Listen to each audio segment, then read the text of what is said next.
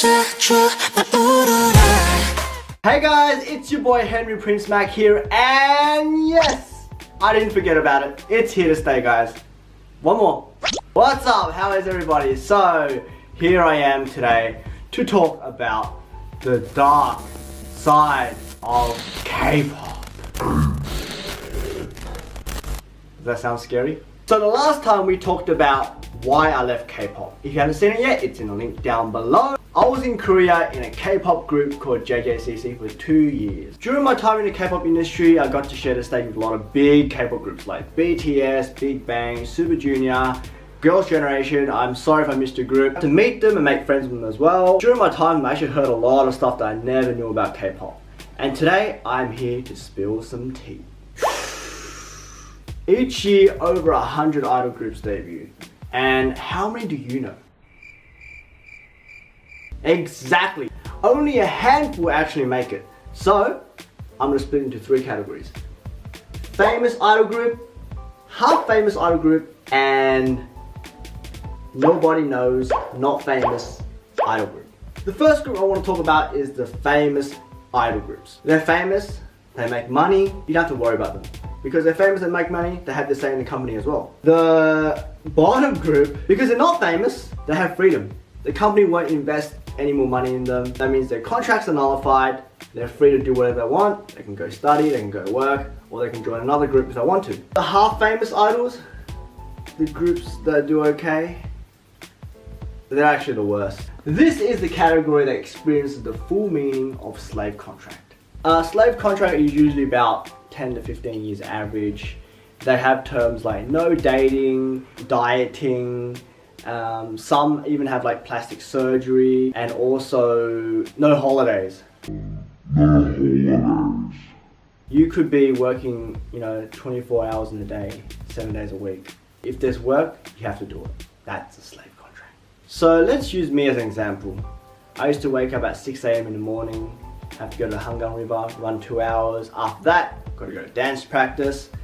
And then if I had a show, performance, whatever, had to go to that. And after I'm done with that, if it's early, 11 PM, I have to go back to dance practice. And we practice till 1 AM in the morning. And then we go home, have a shower and sleep.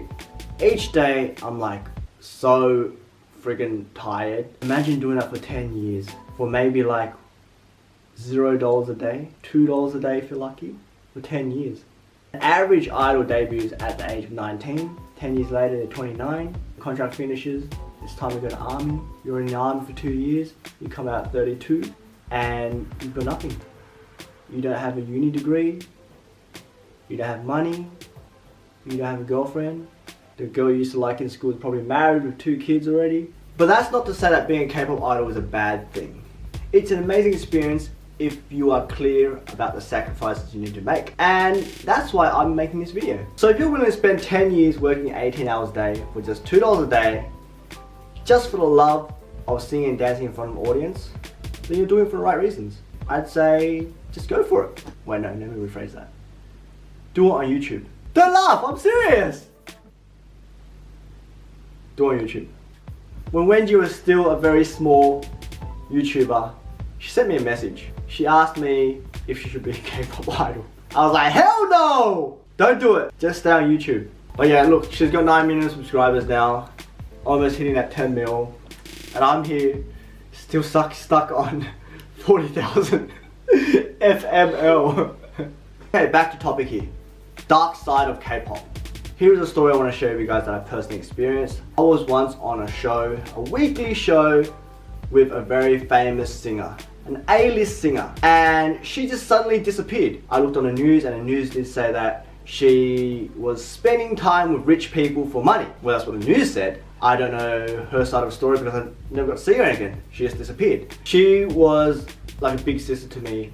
We always called her Nuna. She was very nice, had a bubbly personality, and I just think that she could pass as an ordinary girl.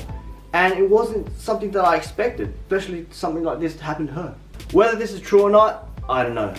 But what I do know is that you can be very famous and not be making any money. And also being a female can be much worse than being a guy. I know a lot of female idols and I can tell you that they experience a lot of pressure because of the Korean culture.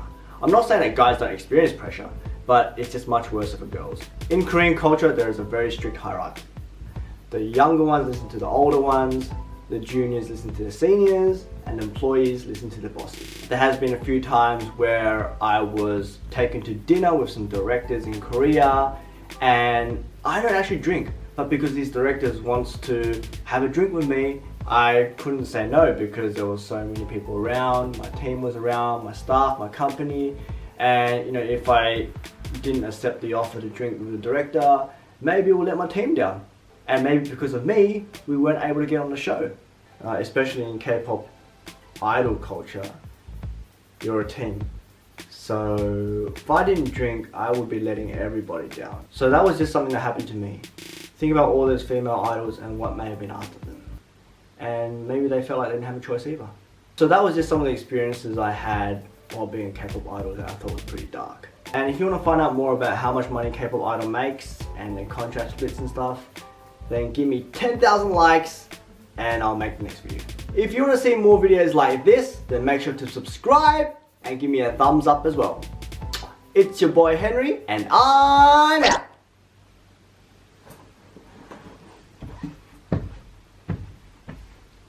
Am I out yet? I'm out, right? Hey!